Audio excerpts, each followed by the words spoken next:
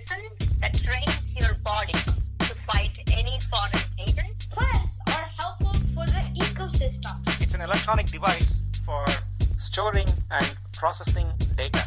The nervous system is all the collection of nerves in your body. Yeast is a eukaryote.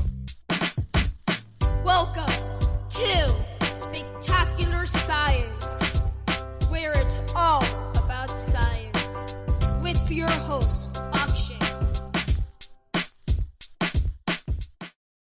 Hey listeners, welcome back to this episode of Spectacular Science. I'm your host, Akshay. Check out my new smart speaker. I just got it today. Okay, let's try it out. Hey smart speaker, say hi. That's weird. It's not working. Okay, let me try something else. Hey smart speaker, play my favorite song. It's not working. It should have played the Spectacular Science theme song. I wonder why it's not working. Maybe if I understand how all these smart machines work, I might be able to fix it. I've heard that all these smart gadgets use machine learning to be able to perform their functions. What is machine learning? How does it work? And what's it used for in the present day? And what can it be used for in the future? Those are really interesting questions. Oh, I know who I should talk to. I should talk to Mr. Dale Lane. He's a software developer and knows a lot about machine learning. In fact, he's actually created a website called Machine Learning for Kids. On that interactive website, you can actually create your own machine learning projects. And it's super fun to customize and it's really interactive. I should probably go talk to Mr. Lane about my smart speaker problem and also about machine learning. Luckily, his computer lab is just across the street. Okay, I'll see you there. Oh, okay. I'm at the computer lab right now. Oh, and I see Mr. Lane. Hi, Mr. Lane. Hello. So can you please introduce yourself to the listeners? Sure. My name's Dale, and I'm a software developer. I've been writing code now for about 20 years. I do it for a company called IBM. And for a lot of that time, I've been working in all sorts of things, but I'm particularly interested in artificial intelligence and machine learning, how we can build smart machines. Wow, that's so cool. You also have a website called Machine Learning for Kids. What inspired you to make your website? It started out as something I did for my kids. So my day job, during the day I was working on this computer system called Watson that was our AI system at the time. And I was coming home and trying to explain to my kids what I did during the day. And they weren't getting it because it was all very abstract. It was theoretical and it didn't mean much to them. But it was a school holiday and it was raining and we couldn't go out. So I got them to try out some of the AI tech that I was making at work, and I got them to use it to make a game. We made this game, Guess Who, where you have to ask questions about someone's face and then you sort of flip down the pictures. And we spent like 2 or 3 days making an AI powered game that would understand the questions you ask and would recognize characteristics on faces to know what faces to put down. And doing that, that thing made more sense to them than any of the stuff I tried to explain, because they got to use it for themselves, to build with it themselves. And it just kind of went from there. So I did a few things like that with them, but then local schools heard about it and asked if I'd come in and do it with them.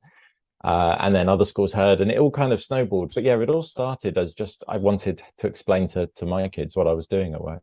Wow, that's so cool. I've actually tried out a lot of those projects on your website, and they're super fun to customize to your tastes. So, what is machine learning and how does it work? Traditionally, when we want a computer or a machine to do something for us, we do coding, we do programming. We tell the computer what we want it to do by giving it instructions. We tell it, do that, and then do that, and then do that. And if this happens, do that.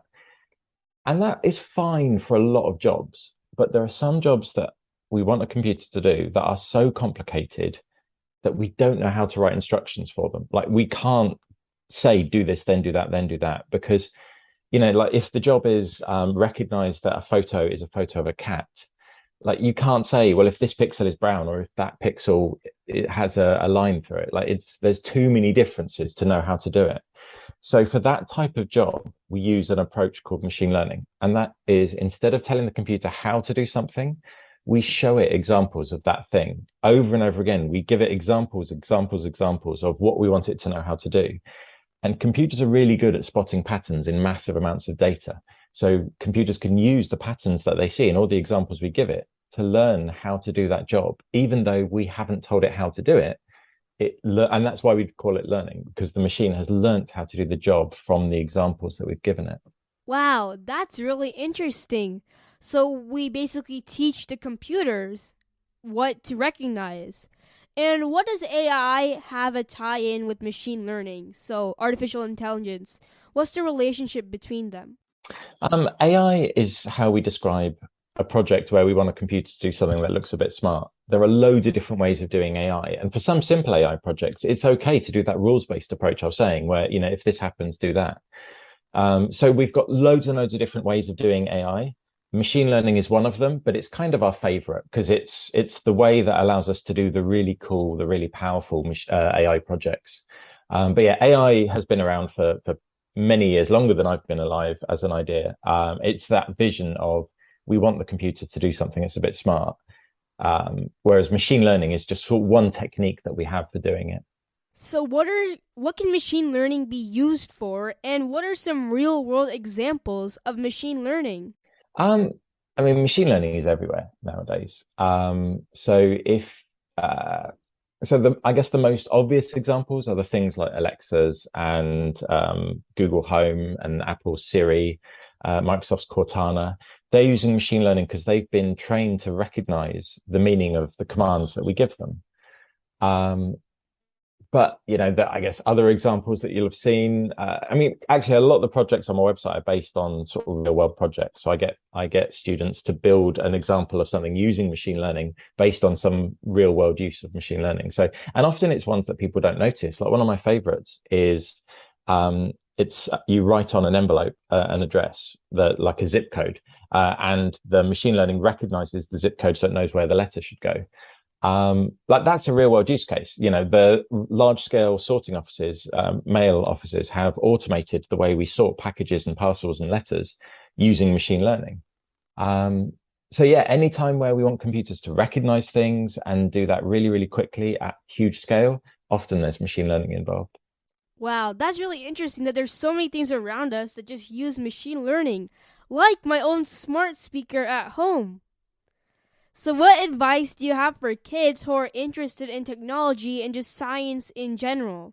Everyone learns in different ways. I would say work out what works for you and then go and do it. So like some people, reading works. Like if reading works for you, there's so many books out there around science and technology that will inspire you. For me, it's making stuff. Like I have to do something for myself, make something for myself before I really understand it. And that's what that's kind of the idea behind the Machine Learning for Kids website, that the best way to learn about AI for people like me is build an AI project, train a computer to do something and then see what it can do. So if that's you, if you learn by doing, if you learn by making, then, I don't just want to plug my own website. There's loads of really cool free resources out there on the web that will allow you to get hands-on experience, to try something, to make something, and then you'll learn by making it. Wow, that's some really good advice. I should probably try out more projects and maybe create my own smart speaker. I should call it, Akshay Alexa? That'd be kind of a weird name. I'll come up with a name later. Thank you so much for talking to me today, Mr. Lane. I really enjoyed it and I learned so much. You're welcome. Great to meet you. Thank you. Thank you so much for listening to this episode of Spectacular Science. Spectacular Science is produced, hosted, and was created by me, Akshay J. Raman. Our theme song is by Chan Ramachandran. Special thanks to Varun Ramachandran. Please visit my podcast website, spectacularsci.com, to find interactive activities, blog posts, articles, and all of our episodes. You can also find the link to sign up for the Spectacular Science membership, where you get lots of bonus content to keep you thinking about science. My favorite of those is the fact of the day, when you get a fun science fact every day. Sign up at spectacularsci.com/membership. Please follow or subscribe to this show on any podcasting platform or wherever you're listening right now. It really encourages me when you subscribe, and it means a lot. Thank you so much. I always love hearing from my listeners about science, and I just love interacting with my listeners. So please contact me at spectacularsci.com/contact or email me using the link posted on the page. Thank you so much for listening to this episode, and we'll see you on the next episode of Spectacular Science next week. Keep thinking about science.